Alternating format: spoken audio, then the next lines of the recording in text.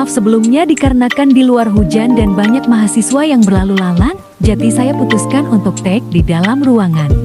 Assalamualaikum warahmatullahi wabarakatuh. Perkenalkan nama saya Siti Rohmah Halimatu Sa'diyah dari kelas 2C. Di sini saya akan menyelesaikan tugas akhlak tasawuf yang membahas tentang sejarah akhlak tasawuf dari zaman Rasulullah sampai zaman modern dan Indonesia.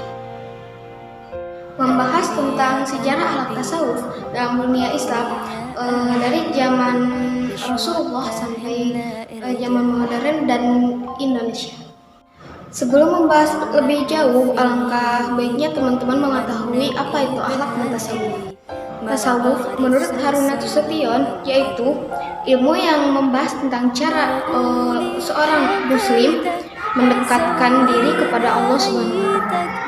Pula akhlak menurut Imam Ghazali yaitu daya kekuatan atau sifat yang tertanam dalam jiwa yang mendorong perbuatan-perbuatan yang spontan tanpa memerlukan pertimbangan pikiran. Seorang yang bertasawuf bukan berarti mereka itu orang yang selalu berdiam diri di masjid, yang selalu bertasbih, atau pula orang yang selalu ruku dan sujud di masjid. Tetapi orang yang bertasawuf itu yaitu orang yang segala sesuatunya dilandaskan atas keyakinan dan mengharapkan ridhonya Allah. Seperti yang kita lihat, ia bekerja karena mengharapkan ridhonya Allah, belajar karena mengharapkan ridhonya Allah, dan beribadah juga karena mengharapkan ridhonya Allah Subhanahu wa Ta'ala. Itulah yang dinamakan orang yang bertasawuf. Orang yang bertasawuf itu disebut dengan sufi.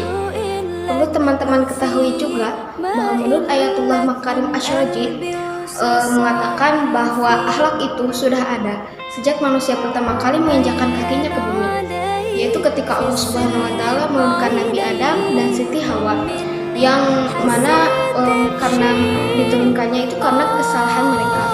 Allah menurunkan mereka bukan semata-mata untuk diturunkan. Allah menurunkan mereka beserta dengan diturunkannya pula pelajaran, yaitu berupa perintah, larangan, dan akhlak yang mana menuntutnya untuk dapat berbuat baik, berinteraksi dengan baik.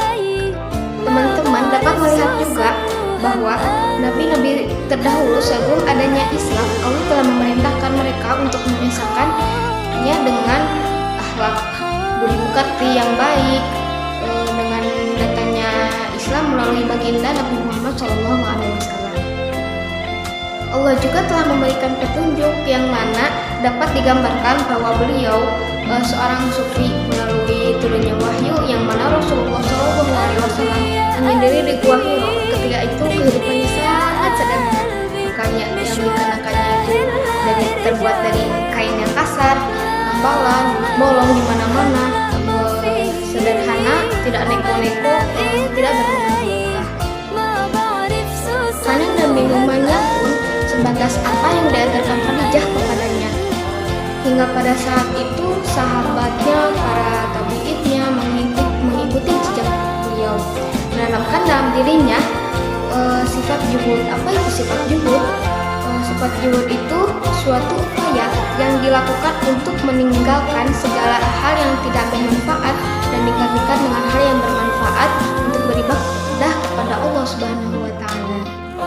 Teman-teman sekalian, ada sahabat yang mana mengikuti jejak Rasul, diantaranya Umar bin Khattab, Abu Bakar As-Siddiq, Abu Darda, Hurairah, dan lain sebagainya.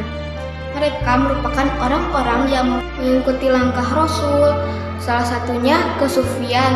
Terus ada juga mengikuti kejuhudan, berikutnya tasawuf. Waktu demi waktu terus berlalu, tasawuf pun mengalami perkembangan dan perubahan. Yang sayangnya, perubahan ini mengarahkan kepada kemusyrikan dan keluar dari syariat Islam. Muhammad Abdul Wahab melihat rusaknya tauhid umat Islam disebabkan karena dangkalnya pengetahuan akan agama mereka.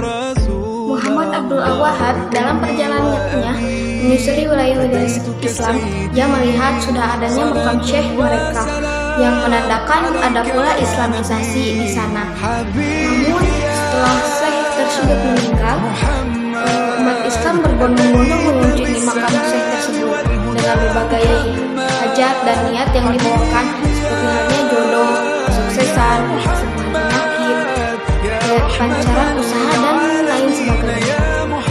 Hingga pada abad ke-18 muncullah suatu ajaran ahli sufi bernama Wahhab yang diperoleh oleh Muhammad Abdul Wahhab. Ajaran ini menitik beratkan pada ketauhidan dan mengancam akan praktik-praktik tradisional muslim yang mengarahkan kepada kemusyrikan. Pada abad ke-19 lahir pula suatu ajaran yang bernama Salafi modern yang dipelopori Muhammad Abdul dan Jamaluddin Al-Afghani.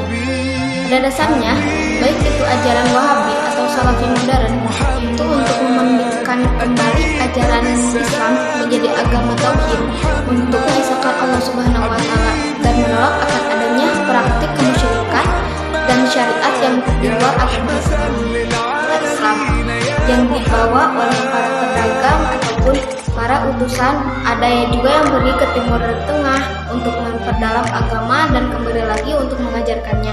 Salah satunya yaitu Hamzah Mansur. Beliau lahir di Pansur, Aceh.